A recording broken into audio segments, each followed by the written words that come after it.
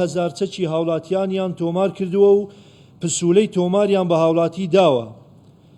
لە 22 تەمووزی 2023 یاسای چەک ژمارە 2 ساڵی 2022 کەوتە بواری جێبەجێکردنەوە. بۆ ئەو هاوڵاتیانەی هێشتا چەکی تۆمار نەکراویان لە ماڵەکانیان هەیە و مەبەستیانە ئەو چەکە بکەنە فەرمی و خۆیان لە لێپرسینەوەی یاسایی بپارێزن بە گوێرەی مادەی 12 ئاماژە پێکراو بە گوێرەی مادەی 12 بڕگەی یەکەم لە یاسای چەک ژمارە 2 ساڵی 2022 لە دوای بەرکاربوونی یاسای چەک 2 مانگ مۆڵەت بۆ هاوڵاتیان هەیە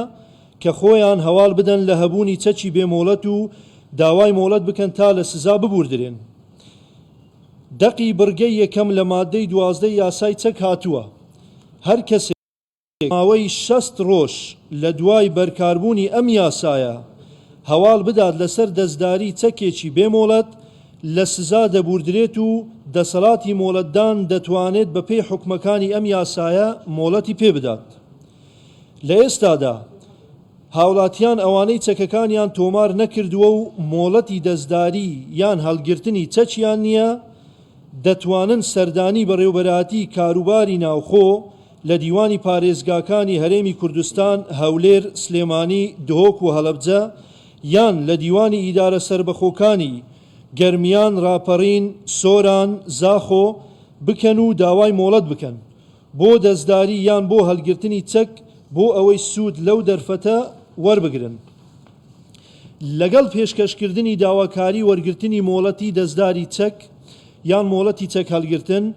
تا وەڵامی داواکاریەکەی دەگەڕێتەوە چەکەکەی وەکو چەکێکی ناسرا و دەناسرێت و مامەڵەی چەکی قاچاغی لەگەڵدا ناکرێت. بۆ زانیاری هاوڵاتیان بە گوێرەی مادەی 4 بڕگەی یەکەم لە یاسای چەک ژمارە 2 ساڵی 2022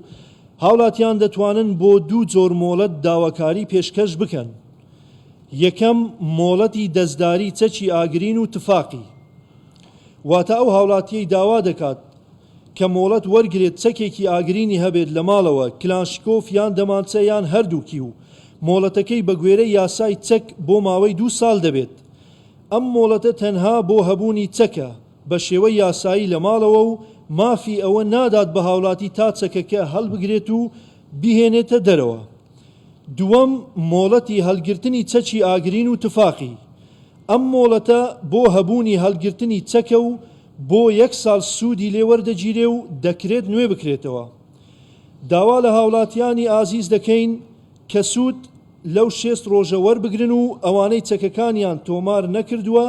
دەتوانن سەردانی ئەو بەڕێوەبەرە